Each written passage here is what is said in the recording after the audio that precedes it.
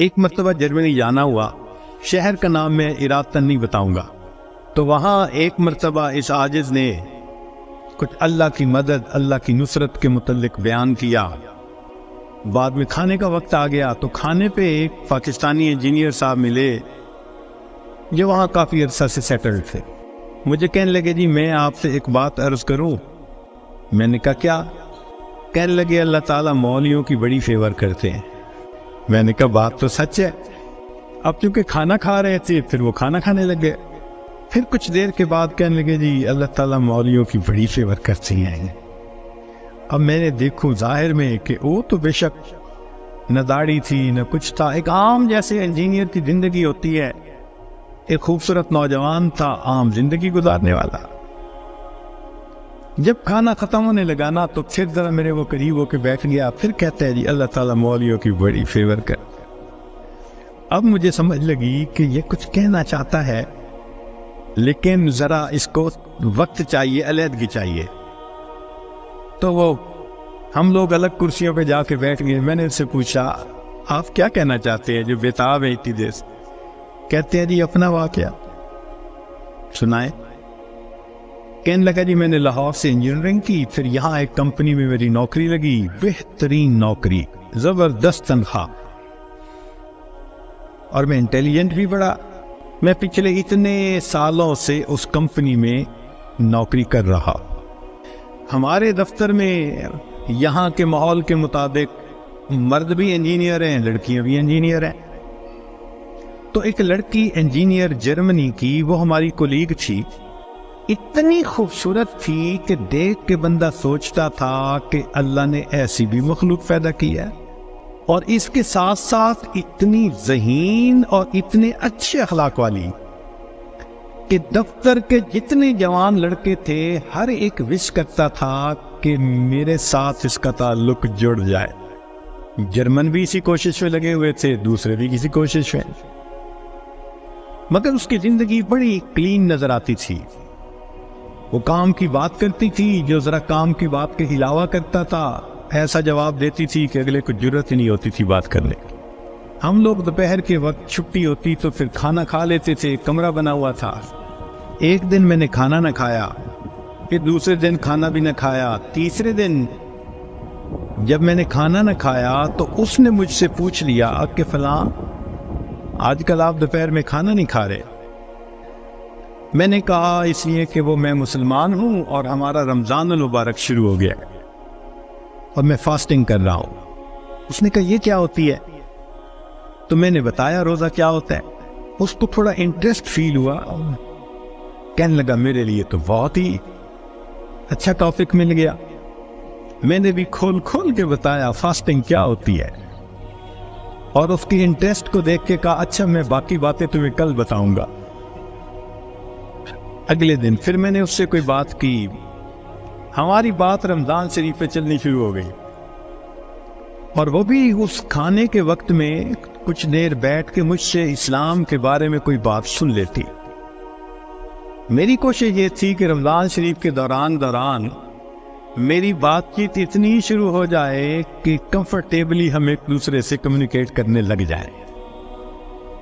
German لڑکے مجھے دیکھتے تو وہ مجھ سے بڑے خفا ہوتے، یہ اس کے ساتھ بیٹھ کے کیوں 10 منٹ باتیں کرتا ہے؟ بھائی جب سے ہم سے 1 منٹ بھی بات نہیں کرتی۔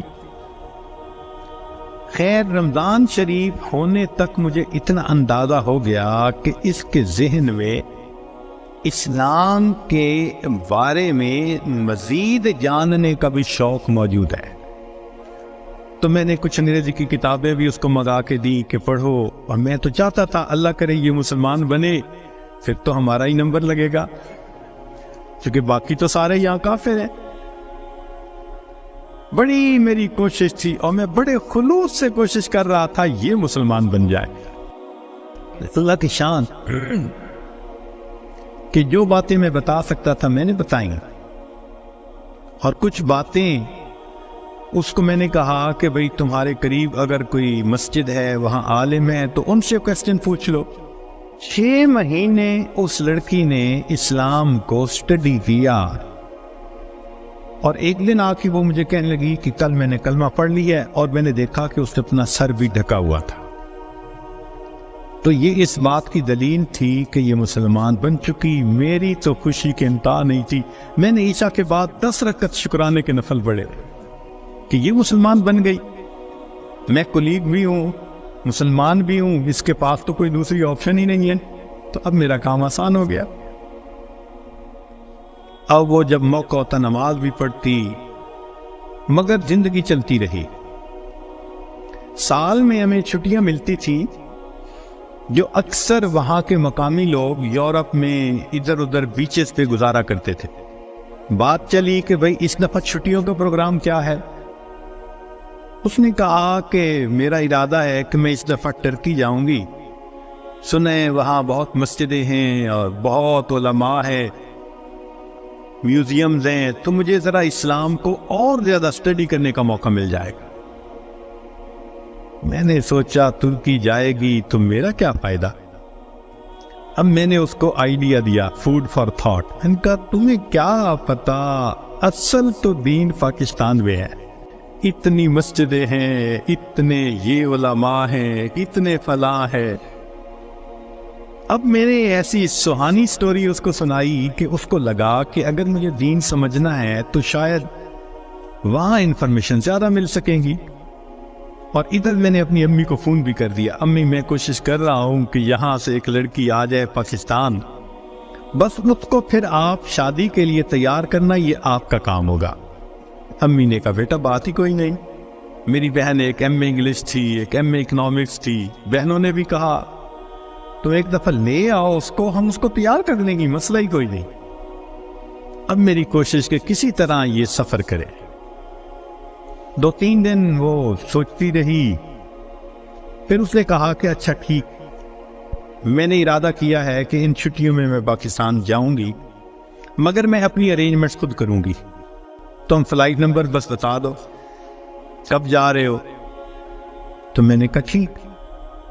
اب جس دن میں نے فلائٹ پہ آنا تھا، اور اس نے بھی 2 لفظ کہے تھے کہ ہاں میں بکنگ کروا لوں گی، کہنے لگا کہ میں تو 1 گھنٹے میں 3 گھنٹے پہلے پہنچنے کی بجائے 4-5 گھنٹے پہلے پہنچا ہوا تھا۔ جلدی سے چیک ان کروا کے اب میں تلاش کر رہا تھا کہ کب آئے۔ خیر اس کو آنے میں کچھ دیر ہو گئی، مگر میں نے دیکھا کہ وہ آ گئی تو میں بڑا مطمئن ہو گیا، اب یہ پاکستان آ رہی ہے۔ خیر جب پاکستان اترے تو میرے گھر والے رشتہ دار سب مجھے ریسیو کرنے آئے ہوئے تھے، تو گھر کی عورتیں اس کو بھی ملی۔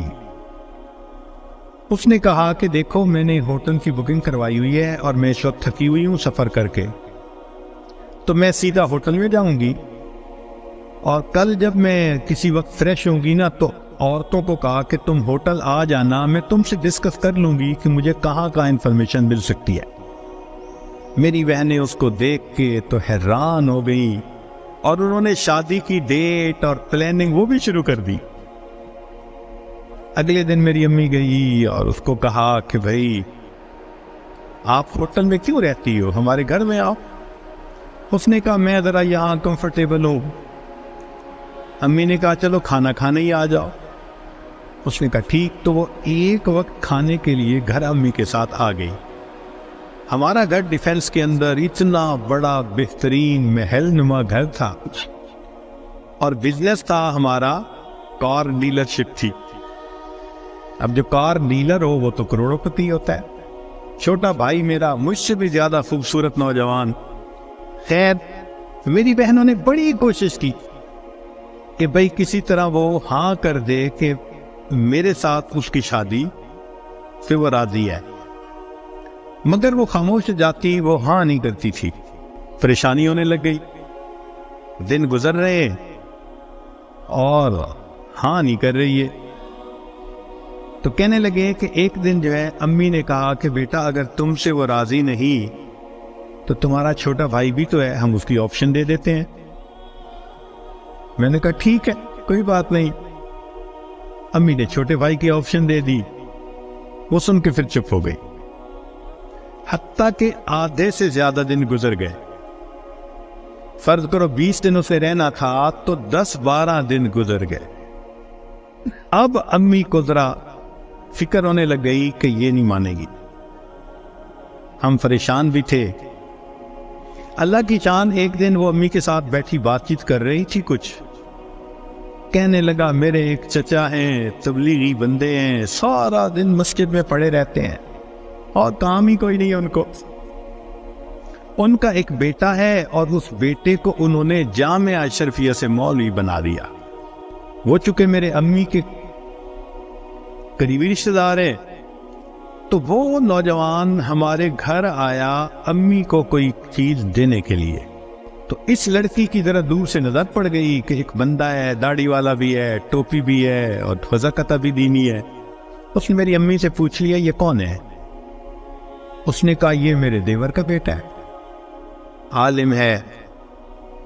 اس نے کہا اچھا میں نے جو کچھ مسئلے پوچھنے تھے وہ میں اس سے پوچھ سکتی ہوں؟ امی نے کہا ہاں۔ کہنے لگا امی نے وہ مولوی صاحب کو بلا لیا اور وہ مولوی صاحب آ کے یوں نگاہیں نیچی کر کے کھڑے ہو گئے۔ یہ اس نے ایک دو باتیں پوچھی، اس نے آگے سے جواب دیا اور جیسے روٹھا ہوا بندہ ہوتا ہے وہ مولوی صاحب چلے گئے۔ اس نے جاتے ہوئے اسے پوچھ لیا کہ بھئی اگر کوئی اور بات پوچھنی ہو تو آپ کا ٹیلی فون نمبر، اس نے ٹیلی فون نمبر دے دیا۔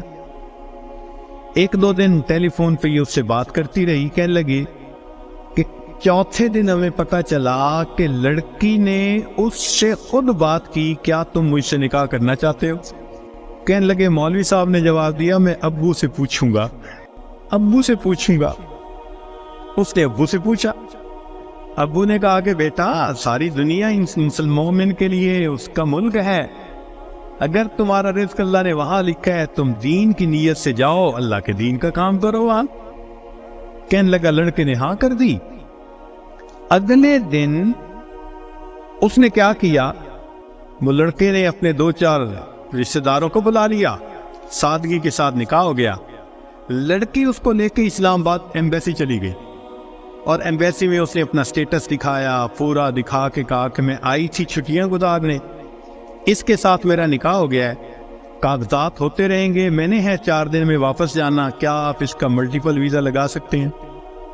کہنے لگے کونسلر کو اس کی پرسنالٹی، اس کی بات چیت، اس کی نوکری اتنی جسٹیفیکیشن نظر آئی، اس نے چھوٹتے ہی 5 سال کا ملٹیپل ویزا لگا دیا۔ کہنے لگا چھٹیاں ختم ہونی تھی، وہ لڑکی اپنے وہ جو مولوی صاحب خاوند تھے ان کے ساتھ چلی گئی، محنت میں نے کی، اللہ نے فیور مولوی کی کر دی۔ وَهُوَ يَتَوَلَّى الصَّالِحِينَ